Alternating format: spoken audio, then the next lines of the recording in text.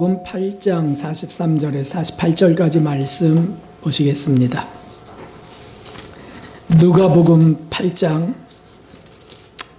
43절에서 48절까지 말씀.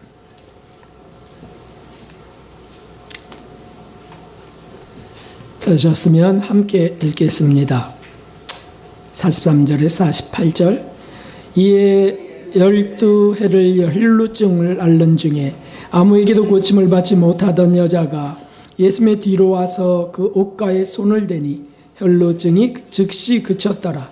예수님께서 가라사대 내게 손을 댄 자가 누구냐 하시니 다 아니라 할 때 베드로가 가로되 주여 무리가 옹이하여미나이다. 예수님께서 가라사대 내게 손을 댄 자가 있도다. 이는 내게서 능력이 나간 줄 알미로다 하신대 여자가 스스로 숨기지 못할 줄을 알고 떨며 나와 엎드려 그 손댄 연고와 곧 나은 것을 모든 사람 앞에서 구하니 예수님께서 이르시되 딸아 내 믿음이 너를 구원하였으니 평안히 가라 하시더라. 아멘. 할렐루야. 하나님의 풍성한 은혜와 긍휼이 오늘 예배하시는 모든 분들 위해 임하시기를 주님의 이름으로 기원합니다.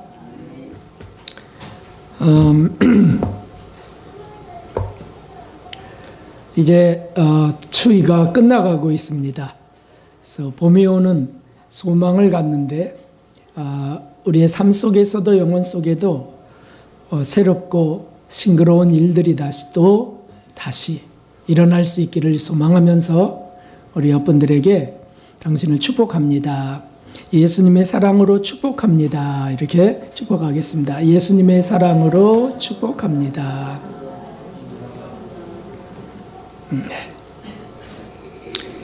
오늘 주제는 성령의 충만입니다. 우리가 흔히 오해하는 것 중에 하나는 이 성령의 충만이라고 하는 것입니다. 성령의 충만은 모든 그리스도인들에게 절대적으로 필요하지만 그러나 여기에 오해가 또 있기도 합니다. 성령 충만이 이루어지면 담대해집니다. 매사에 긍정적이 되고 하나님을 더 뜨겁게 사랑하게 되고 이웃도 사랑하게 됩니다. 그래서 봉사하고 헌신하고 실천하는 일들에 열심히 일어나게 되는 것, 이것이 성령 충만이죠. 그러므로 모든 그리스도인들은 아주 의무적으로 필수적으로 구하는 것이 성령 충만이 되어야 합니다. 그런데 여기에 오해가 있다고 했습니다. 이것이 성령 충만이 전적인 하나님의 영역이기 때문에 우리는 아무것도 할 게 없다고 여기는 겁니다. 물론 맞죠. 주시는 분이 하나님이시고 때와 그 양은 하나님이 결정하시는 것이 맞습니다. 그런 점에서 사람들은 아무것도 할 것이 없습니다. 그런데 그래서 그냥 게으른 채로 살아가기 십상입니다. 정욕적인 세상적 삶에서 벗어나지 못합니다. 왜냐하면 우리가 할 것이 없다고 생각하기 때문입니다. 그러므로 변화도 없고 그저 있다면 과거에 충만했던 기억, 그것을 추억으로 갖는 정도입니다.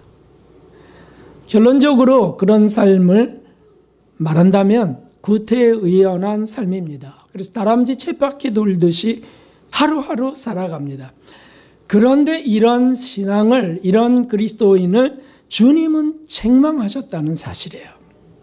그것도 주님 계실 때가 아니고 주님 돌아가시고 부활하시 승천하신 뒤에도 수십 년이 흘러서 교회가 영성되고 성령이 부어지고 교회가 확장돼 갈 때에 주님은 책망하셨다는 사실이에요. 그래서 사대교회를 보니까 요한계시록에 나온 사대교회를 보니까 너는 내가 내 행위를 아노니 내가 살았다 하는 이름은 가졌으나 죽은 자로다. 죽은 자로다.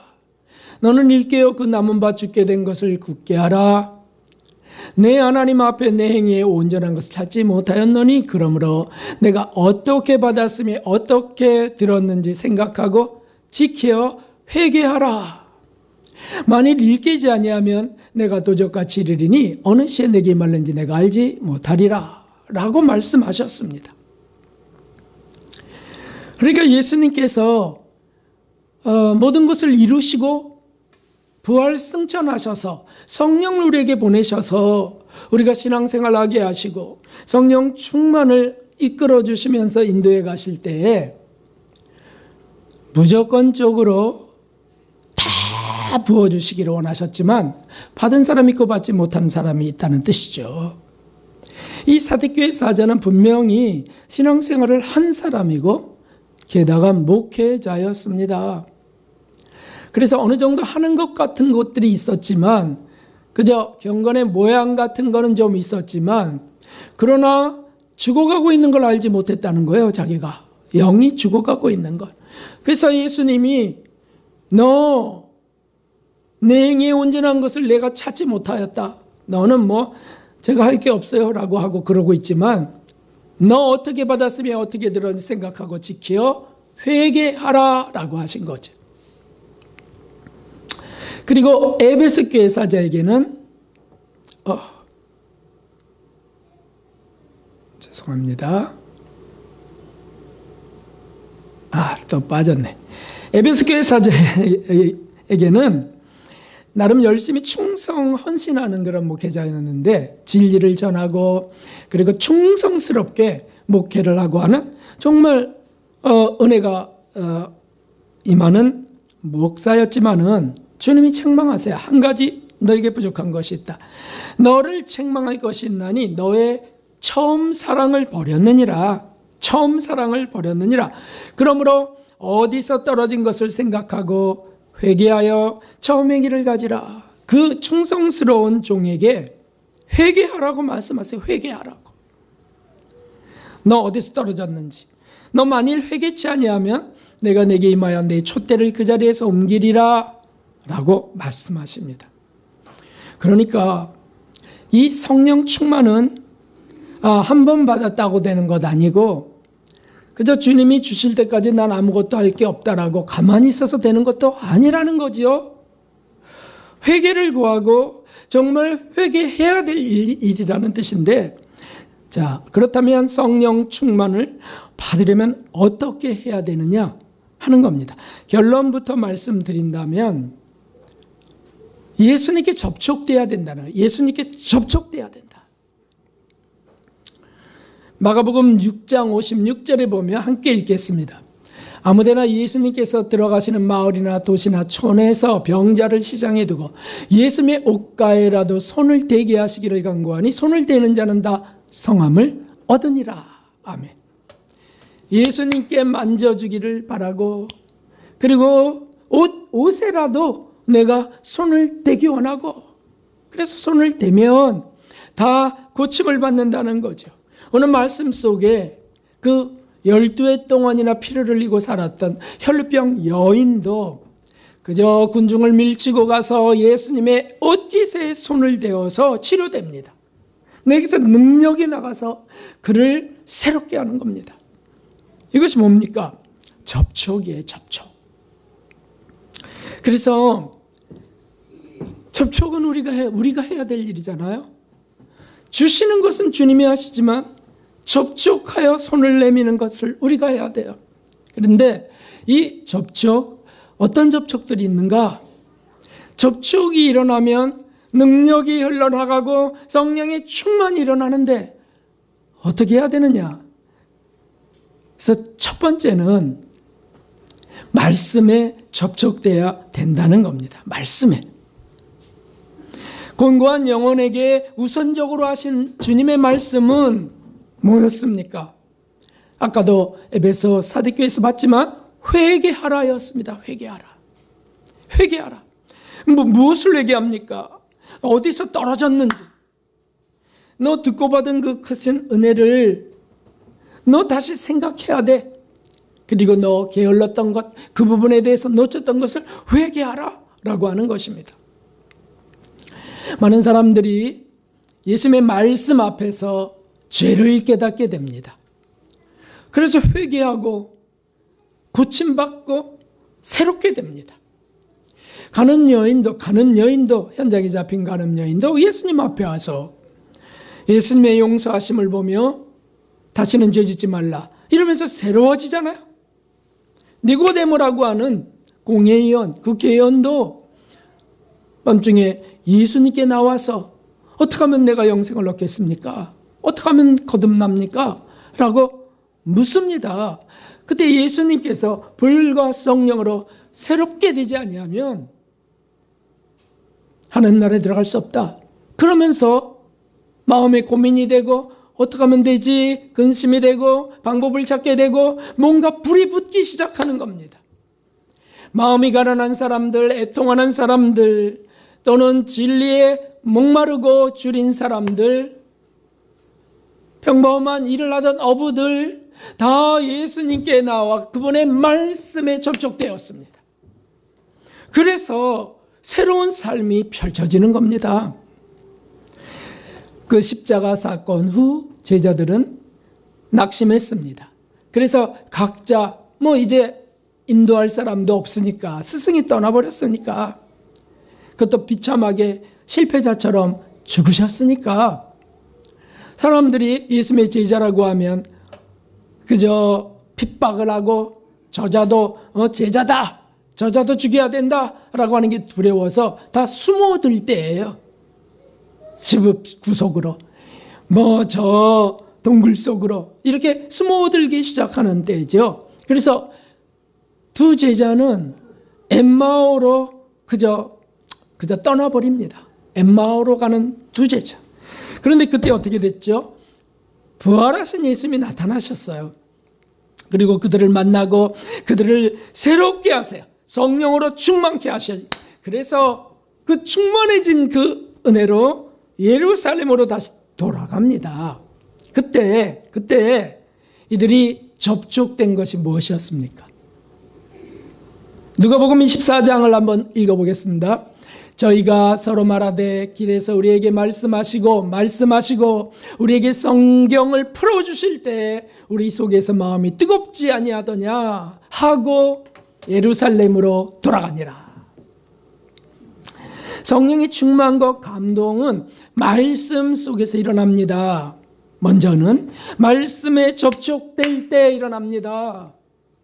말씀이 우리의 죄를 지적할 때 회개가 일어납니다. 성경의 말씀을 우리가 진심으로 읽고 먹을 때 성령은 역사하십니다. 건성으로 읽어보십시오. 아무런 감동도 일어나지 않습니다. 그거 참 이상하다. 말씀은 예수님이신데 그래도 내가 읽었잖아. 근데 아무 일도 안 일어나요. 감동도 없어요. 그런데 그걸 진심으로 읽고 이 말씀이 날 살리는 말씀이야. 이 말씀이 내 생명의 생명줄이야. 이렇게 해서 그것을 이대로 살아야지. 하나님 은혜 주십시오. 힘을 주십시오 하면 놀랍게도요. 성령의 충만을 하나님은 감동으로 부어주시기 시작하세요. 말씀의 힘이 일어납니다. 당시의 서기관들은 말씀을 수도 없이 읽고 외웠지만 힘이 없었어요. 능력도 없었습니다. 그러나 진리를 진실로 찾고자 읽으면 하나님 나 오늘 답을 찾아야 돼요. 하나님 저 힘을 얻어야 돼요. 소망을 받아야 됩니다. 그리고 주님을 만나야 됩니다. 이렇게 하고 한번 읽어보세요. 그러면 놀라운 일이 일어나는 것을 발견합니다. 내 오늘 영의 양식이야 이거. 나 이거 먹지 않으면 못 살아. 짧은 고백만 해도 짧은 마음 자세만 갖고 읽어도 성령의 충만이 무엇인지를 알게 돼요. 거기 깨달음도 일어나고요. 지혜의 영, 깨달음도 일어나고요. 설교를 매번 목사님들은 어떻게 만들까요? 베끼기도 하겠지만 말씀을 정말 양식으로 읽을 때 그때 정말 성령께서 역사하셔서 막 대지도 정해주시고 순식간에 일어나기도 합니다. 또 우리 삶을 변화시켜 가십니다. 감동하셔서 변화시켜요. 그 중심에 뭐가 있냐면 이런 게 있습니다. 말씀을 정말 우리가 읽으며 접촉하기 원한 접촉. 그럴 때 이런 게 죄였구나. 라고 하는 게 발견되지 않습니까? 이것도 죄였구나. 나 발 씻긴 적이 없는데 너희가 서로 발 씻기라고 하셨다. 내 발 씻겼나? 겸손하지 못하였구나. 주님 얼마나 겸손하셨는데. 사랑이 없었구나. 이기적인 거였구나. 이건 내 중심이었구나. 이게 다 말씀을 진지하게 읽을 때 일어나는 성령의 감동이에요. 아, 이거 용심이었구나. 참 포악했구나 내가. 왜 이렇게 내 성질에 내가 자주 지배받을까? 내가 예수님 맞으셨던 채찍에 한 차례라도 맞을 때 나는 어떻게 반응할까? 말씀을 진지하게 읽을 때 일어나죠. 회개가 일어납니다. 성령의 충만의 시작이에요. 돌이킴이 있습니다. 실천하려는 마음이 일어납니다. 성령의 충만한 감동이 일어나는 거예요. 그게 기름을 넣는 호수 같아요. 기름을 넣어야 그게 불길이 일어나잖아요. 그 말씀이 바로 호수와 같습니다. 거기서부터 은혜가 임하는 겁니다. 이것은 성경의 말씀만이 아닙니다. 예수님을 사랑해서 전생애를 바쳐갔던 성인들의 전기에서도 예수님과의 접촉이 일어납니다. 그분들이 예수님을 빨아들여서 예수화 되신 분들이잖아요. 성화되신 분들이에요. 그러므로 그들의 명 속에는 지혜의 영이 있고요. 어떻게 하든지 예수님을 사랑하는 것, 어떻게 하든지 하나님께 영광되는 게 무엇인지를 그들 속에 담으셨어요. 주님이. 그러므로 그들의 행동과 그들의 삶에 빛이 있습니다. 우리가 그분들의 말씀도 귀담아 들으려고 하면 접촉되기 시작합니다. 회개가 일어난다는 거, 회개가. 얼마 전에, 며칠 전에 제게 일어난 접촉, 이런 접촉이 매일 일어나기를 소원합니다. 그래서 일기를 쓴 그 한 줄을 읽어드리려고 합니다. 스와데르사의 권과 추억이라는 책을 읽었는데 그 몇 페이지 읽었어, 몇 페이지. 그런데 거기 실린 겸손에 대한 교훈은 맛있고 시원했다. 그래서 제가 너무 아까워서 일기에 적은 겁니다. 여러분도 같이 읽어봅시다. 모든 이로부터 명령받기를 원치 않는 한 당신은 조금도 겸손하지 않습니다. 사실 사람들에게 뭐 지시받고 명령받는 거 유쾌한 사람이 어디 있어요? 그런데 자기보다 나이 어리거나 자기보다 경험이 부족한 사람, 지혜가 부족한 사람이 뭐 이렇게 하라고 했을 때 나 그거 하기 싫어요. 그러면 교만하다는 뜻이에요. 겸손은 자기가 결점투성이라고 생각하거나 말하는 데 있는 것이 아니라, 사실 이런 말을 자주 합니다. 그나마 좀 겸손을 흉내내려고 할 때 그렇습니다. 저 짐승이에요. 저 너무 부족한 게 많아요. 말하고 생각도 합니다. 하나님, 나는 너무 정말 못됐어요. 이렇게 하기도 합니다. 그것도 겸손이 시작된 것이죠. 감사합니다. 그런데 확인할 때가 와요. 확인할 때. 그러면요, 남들도 그렇게 생각하고 나에 대해서 남들도 참 결점투성이네요. 목사님은 이렇게 남들도 생각하고 말하는 것을 기쁘게 여기는 데 있는 것입니다. 맞아요, 집사님. 제가 정말 심각한 사람입니다. 이걸 알게 해주셔서 감사합니다. 뭐 이렇게 된 그게 겸손인데, 자기는 뭐 내 눈에 대들보 앞에 이렇게 빈정거리고 반박하려는 마음이 조금이라도 올라와요. 그 교만해서 그렇다는 거잖아요. 남들이 때때로 우리를 비방하는 것을 매우 기뻐해야 할 것입니다. 사실 이유가 있습니다. 예수님도 겪은 비난 속에 우리도 참여시키는 순간이기 때문이죠. 우리 때문에 그런 일을 당하신 예수님. 그래서 매우 기뻐해야 됩니다. 내가 어떤 존재인지 밝히 다시 한번 점검하게 해주니까. 그러니까 기뻐해야 됩니다. 만일 아무도 그런 일을 해주는 이가 없다면 우리가 무엇이 되겠습니까? 뭐 좀 착한 일 좀 하고 칭찬받기나 좋아하고 뭐 그러니 뭐가 되겠습니까?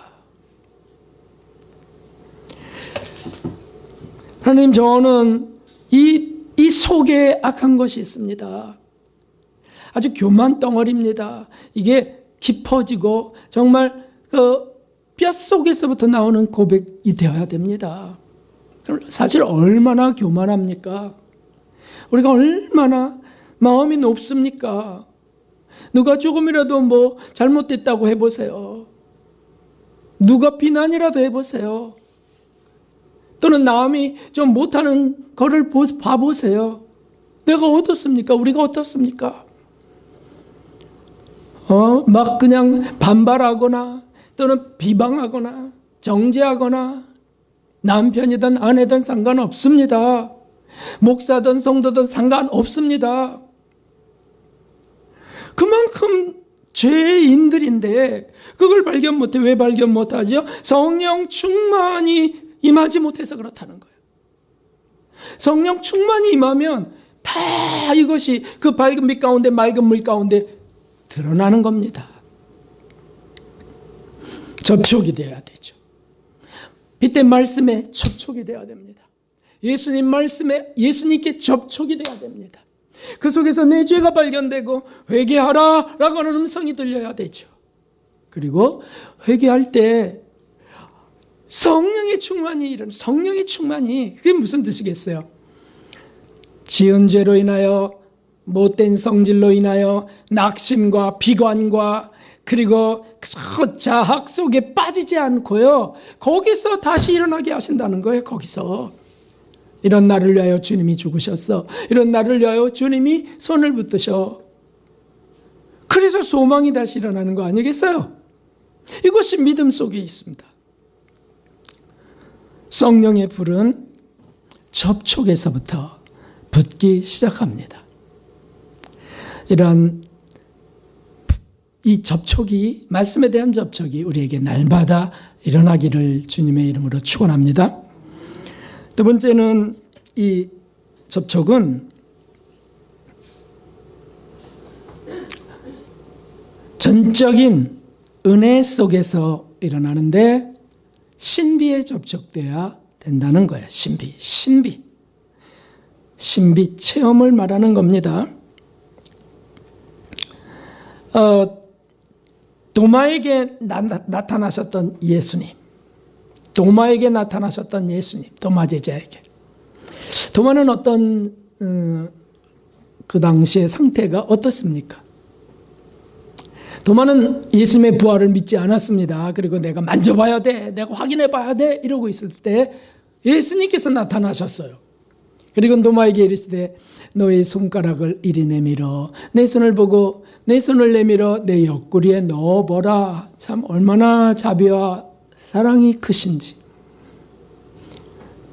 이 불신의 이 나쁜 자여, 3년이나 내가 너를 먹이고 입혔는데 너 이럴 수 있느냐라고 하지 않으셨어요. 그래, 그렇다면 보아라, 만져보아라. 그리하고 믿음 없는 자가 되지 말고 믿는 자가 되라. 이렇게 하시는 거죠. 예수님 부활하신 모습으로 지금 나타나셨고, 부활은 완전체인데도 불구하고 예수님의 부활체만큼은 흠이 있으셨어요. 상처가 있으셨다고요. 우리를 위하여 썼죠. 그리고는 그것을 보라는 거예요. 그 신비스러운 은혜 속에 도마는 정말 성령 충만을 얻게 됩니다. 그럼 뭡니까?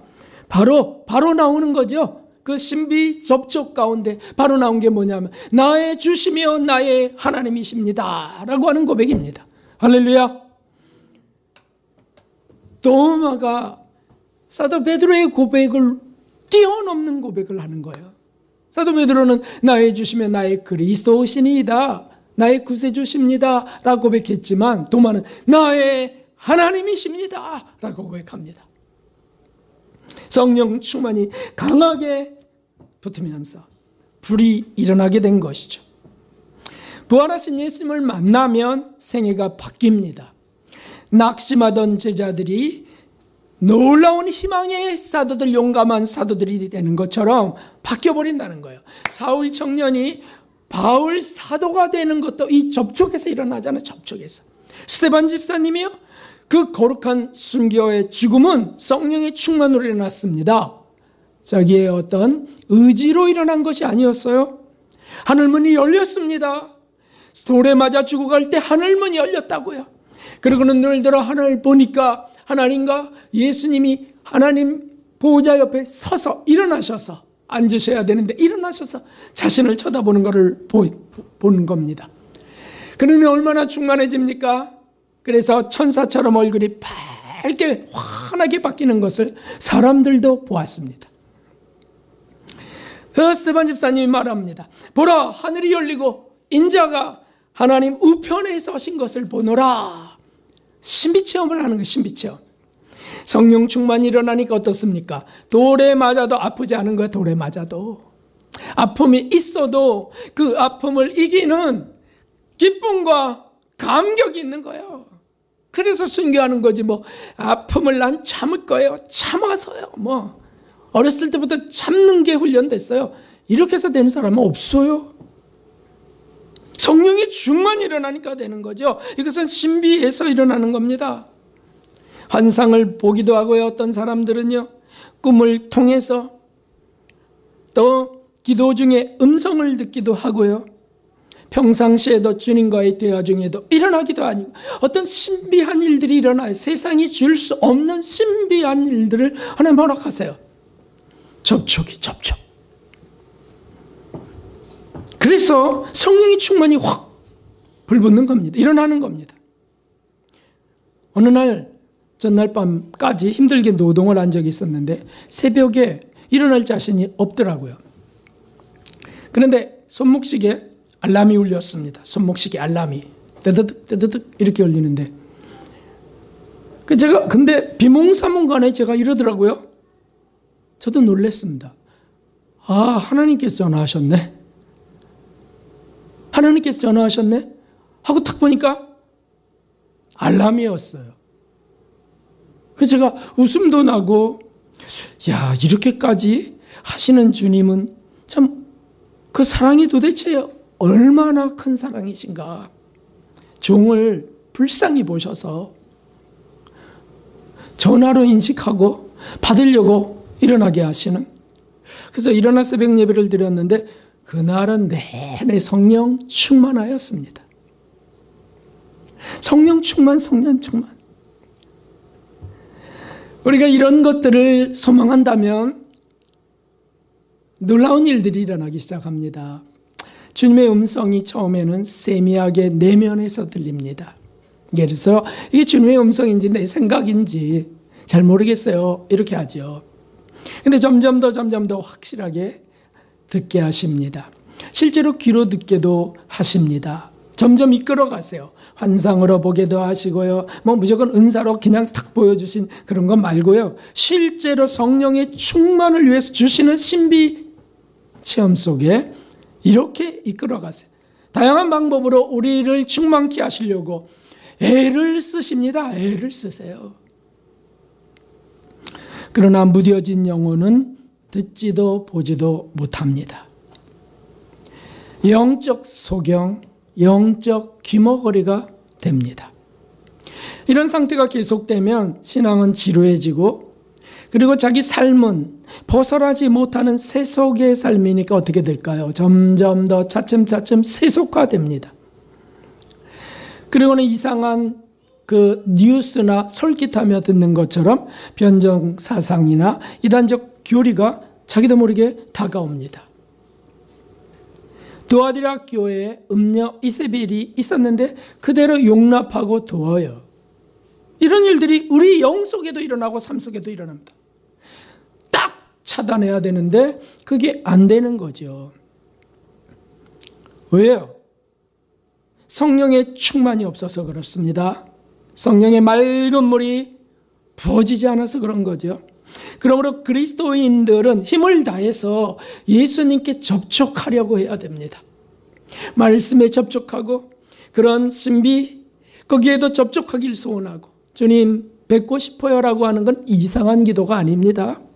주님 듣고 싶어요라고 하는 건 이상한 신비주의가 아니에요. 그래서 주님 말씀을 따르고 싶고 주님을 더 뜨겁게 사랑하고 싶고 하는 거잖아요. 이것은 생명줄과 같습니다. 놓치면 떨어져 죽습니다. 항상 이 농촌 산 속에 가보면 어떤 좋은 식물들, 잡초나 영약들이 있다면 확인해 보세요. 그 옆에는 항상 짝퉁 식물들이 있더라고요. 너무 신기해요. 예외가 없어요. 꼭 다른 게 있어요. 마치 교회 안에 가라지 씨를 뿌려서 그냥 놔둬라 라고 하신 것 같이 있어요. 무슨 뜻이냐면 우리가 생명줄을 우리가 잡기 원하는데 생명줄 옆에는 항상 썩은 동아줄이 있다는 뜻이에요.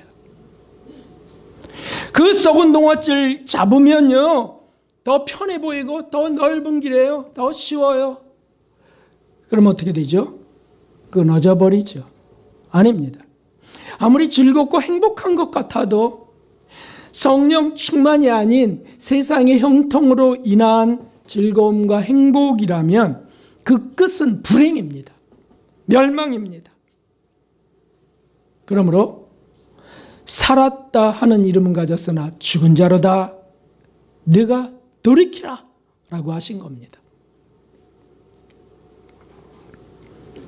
요한계시록 18장에는 결정적인 말씀이 있습니다. 한번 같이 읽어보겠습니다. 또 내가 들으니 하늘로서 다른 음성이 나서 가로되 내 백성아 거기서 나와 그의 죄에 참여하지 말고 그의 받을 재앙들을 받지 말라. 아멘. 그 세상 속에서 거기서 나오라. 그 정욕적이고 욕심스러운 것 속에서 나오라. 그래서 어떡하라? 나를 잡으라. 내게 접촉되어라. 옷깃에라도 손을 대어라.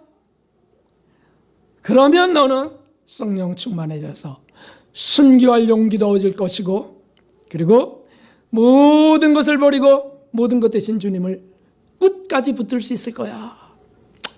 주님이 우리를 충만케 하시기 원하시지 사랑하시는 주님이 그냥 놔두시기 원하시겠어요? 문제는 우리가 원치 않아서 그렇다는 거예요. 우리가. 그래서 우리는 끊임없이 자꾸 접촉. 마지막으로는 이 말씀과의 접촉, 신비와의 접촉 이런 것들이 없을 때 무엇에 접촉해야 되느냐? 믿음으로 접촉되어야만 합니다. 음성이 안 들리고요. 환상이나 꿈도 저는 그런 것도 없어요. 신비체험도 없습니다. 말씀은 읽지만요. 진한 감동도 없습니다. 이럴 때가 있습니다. 요새는 왜 사는지 모르겠어요. 주님이 나를 버린 거나 하는지 모르겠어요. 또는 거꾸로 그냥 이런 게 믿음이지 이렇게 막 불어 자위하는 경우도 있습니다. 안 보이고 안 들려도요. 다시 말씀드립니다. 안 보이고 안 들려도요. 너는 나를 본 거로 믿느냐? 보지 못하고 믿는 자들은 복되도다. 하신 말씀을 기억해야만 합니다. 이게 뭐겠습니까? 바로 믿음으로 접촉하라는 거예요. 믿음으로 예수님이 지금 보고 계셔. 예수님이 옆에 계셔. 믿음으로 하나님이 지금 나를 품고 계셔. 믿음으로. 여기서 믿음이 필요하잖아요. 분명히 예수님께서는 이렇게 약속하셨어요. 내가 너에게 분부한 모든 것을 가르쳐 지키게 하라. 볼지어다 내가 세상 끝날까지 너희와 항상 함께 있으리라 하시니라. 아멘. 항상 함께 있으리라 하셨어요. 그리고 실제로 항상 함께 있기 위하여 성령을 보내셨다고요. 우리에게 성령을 보내셨다고요. 우리가 예수님을 주라고 고백하는 이유는 성령이 계셔서 그래요. 성령으로 말미암지 않고는 주를 주라 할 수가 없다고 했어요. 그러니까 여기 계시다, 우리 영 속에 계시다고요.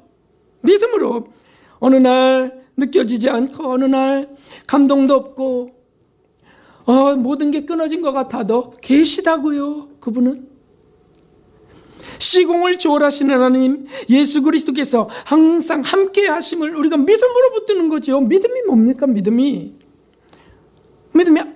안 보이는 것을 보는 게 믿음이잖아요. 네?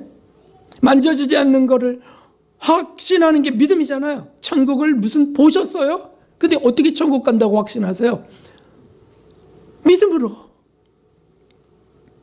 성령님이 우리 속에 계시다고 하셨어요. 보혜사 성령을 보내신다고 하셨어요. 그리고 오셨습니다. 그래서 주를 주라 고백하면서 구원의 길이 시작됐습니다. 성령이 계세요. 그걸 믿는 겁니다. 그분이 말씀도 생각나게 하실 때가 있으세요. 있잖아요. 분명히 있으시잖아요. 죄를 찾게도 하십니다. 당연히 성령의 중요한 사역이시죠. 이게 죄구나. 내 욕심이야. 또 내 마음대로 했네. 내 성질대로. 이거 다 성령이 계셔서 하시는 거죠. 회개가 일어나게 하시고요. 돌이키게 하시는 것. 그러니까 분명히 성령이 내 안에 계세요. 내 안에. 그런데 왜 나는 삭막하지? 왜 나는 내가 그냥 내 의지로 신앙생활하는 것 같고 이러지? 그럴 때를 두시기도 하지만 주님이 사실은 요구하시는 거예요. 기다리시는 겁니다. 너 내게서 떨어졌어. 다시 붙어야지. 포도나무에 붙어있지 않으면 열매를 맺을 수 없잖아. 내게 꼭 붙어있어. 요구하시는 시간이에요. 시간. 그래서 주님과 교제하기를 원하세요. 교제하기를 원하세요. 성령 충만에 감춰둔 비밀은 여기에 있습니다. 사실 감추신 거 아닌데 현대인들이 너무 부산하고 계산이 빠르고 물질적이고 육체적이고 감각적이에요. 그래서 손쉬운 것을 시도도 못해요. 그런 거는. 그리고 제일 집중하는 게 뭔지 아시죠? 현대인들이요. 우리가 무엇을 제일 집중하는지 아시죠? 아실 줄 믿나이다. 그게 뭐냐 하면 핸드폰이에요. 핸드폰. 어떻게 그렇게 핸드폰은 조금만 떨어져도 어디 갔지? 난리가 벌어집니다. 그리고 목사님이든 사역자든 수사님이든 할 거 없어요. 혼자 있을 때는 유튜브 쳐다봐. 유튜브. 거기에 온갖 재미난 것들이 거기 가득해. 어떤 사람 나 정말 이거 보고 싶어 미치겠어 이렇게 말하는 분도 계시더라고. 미칠 정도냐고. 그리고 온갖 거를 뒤적뒤적 애들도 그냥 손가락 이거 다 해요. 애들도 착착착. 영화들도. 이야 정말 사단이 얼마나 우리를 속이려 작정을 하고 달려드는지.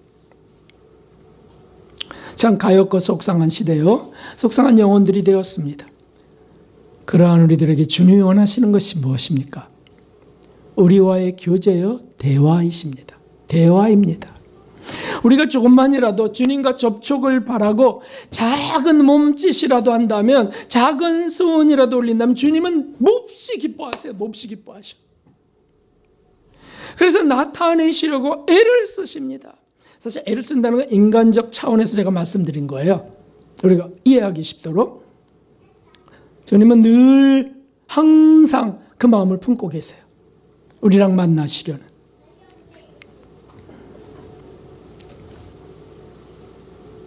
읽어봅시다. 시작.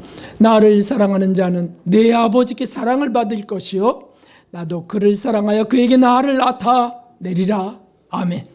늘 나타내시려고 아예 준비되신 분이 예수님이세요. 사랑하는 우리 자녀들에게 나타내시려고 어떠한 도구로든 어떠한 상황에서든 나타내시려고 하시는 분이라고요. 그런데 그걸 차단하는 일들이 사단이 하는 거고요. 우리 속에서도 욕망이 그렇게 합니다. 애정과 욕망이. 그래서 오늘 무슨 연속곡 한다느니 재미난 뭐가 게임이 있다더니 차단. 또 그다음에 물질에 욕심이 많은 사람들은 어디가 아주 폭등했대 그러면 막 솔깃해 갖고요. 어떤 사람이 순식간에 막 졸부가 됐대. 그러면 막 어떻게 해서 그렇게 된 거래. 이렇게 돼서 차단돼 버려요. 접촉이 끊어진다고. 접촉이 끊어져. 예수님과 하나님께 접촉되는 일, 접촉되어야 하는 일, 이것이 우리 생명줄입니다. 생명줄. 목사인 저에게는 말할 것도 없고요. 우리 모든 교회들이, 우리 성도들이 예수님과 접촉돼야 돼. 어떻게 접촉? 말씀과 접촉이 말씀과 접촉. 제발 말씀을 많이 읽으려 하지 마십시오. 이제는 많이 읽으려 하지 마십시오.